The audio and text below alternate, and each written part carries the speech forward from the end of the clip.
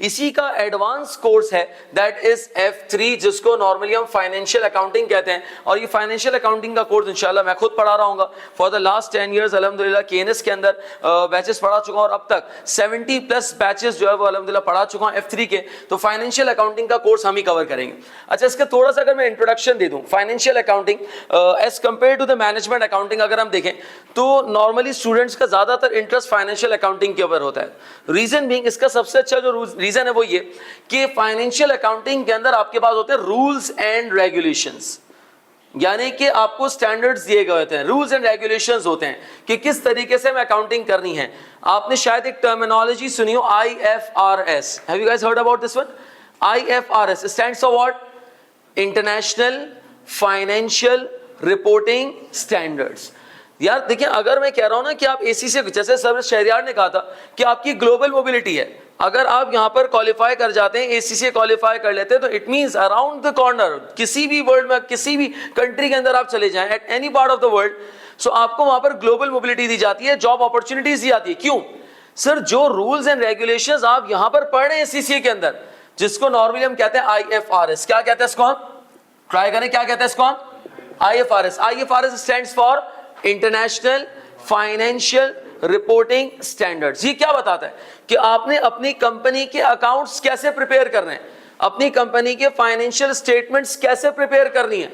ये rules and regulations यहां पर बताए जाते हैं। ये रूल्स एंड रेगुलेशंस हमें इस F3 के कोर्स के अंदर पढ़ने हैं, जो कि शायद आपने FA1 और FA2 में नहीं पढ़े। यहां पर इंट्रोडक्शन है IFRS का, इंटरनेशनल फाइनेंशियल रिपोर्टिंग स्टैंडर्ड्स। जो प्रिंसिपल्स, जो रूल्स एंड रेगुलेशंस आप यहां पर अडॉप्ट करेंगे for the preparation of the financial statement, यही rules and regulations all over the world apply किए जाते हैं।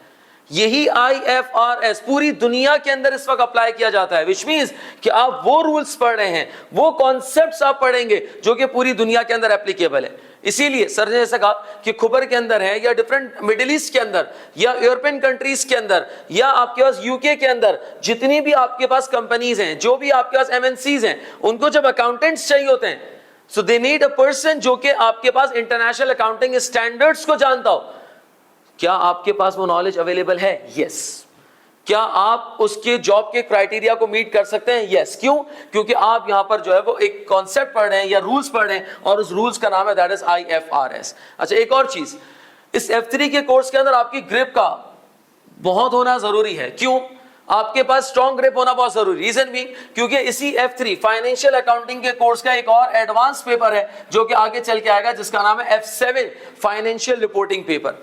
सो इट मींस कि अगर आपकी F3 की बेस या फाउंडेशन स्ट्रांग होगी तो आपको आगे का एक पेपर है जिसका ही आपका अपग्रेडेड वर्जन है, दैट इज F7, वो आपका स्ट्रांग रहेगा। वहां पर आपको बहुत ज्यादा स्ट्रगल नहीं करना पड़ेगा।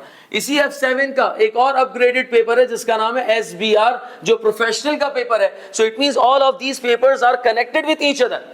अगर आपकी F3 के अंदर ग्रिप अच्छी होगी, आपकी ग्राउंड्स अच्छी होंगी, और यहां पर इस F3 के कोर्स के अंदर इंशाल्लाह हमारी जो स्ट्रैटेजी होती है वो यही होती है कि we will start from the scratch, बिल्कुल बेसिक से स्टार्ट करेंगे।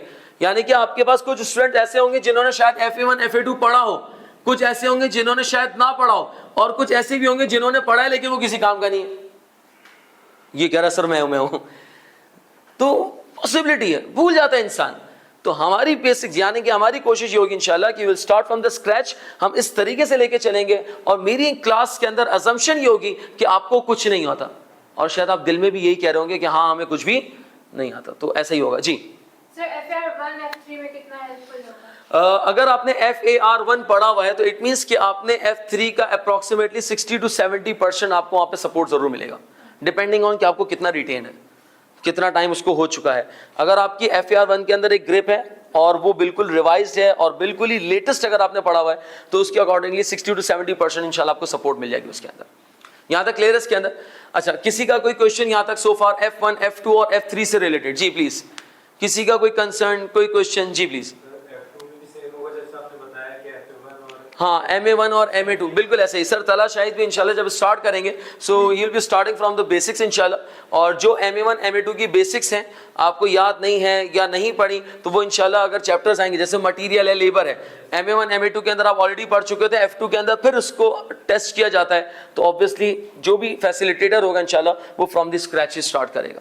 ये समझ लें कि हमारी केएनएस की एक समझ लें कि एक पॉलिसी है कि कोई भी सब्जेक्ट जब होगा, सर शहरियार ने जैसे कहा, he will be starting with the very basic concept what is business. शायद उसको डिस्कस करने की जरूरत नहीं है यार, बिजनेस किसको नहीं पता, बट ही सेड कि इंशाल्लाह उसको प्राइमरी बेसिस के ऊपर, स्क्रैच बेसिस के ऊपर इंशाल्लाह डिस्कस किया जाएगा कि बिजनेस क्या है, और फिर उसके जो भी आपके पास मैटर्स हैं वो इंशाल्लाह डिस्कस किए जाएंगे। So each and everything will be discussed और each and everything will be considered, और हम उसको कंसिडर करेंगे फ्रॉम द स्क्रैच इंशाल्लाह।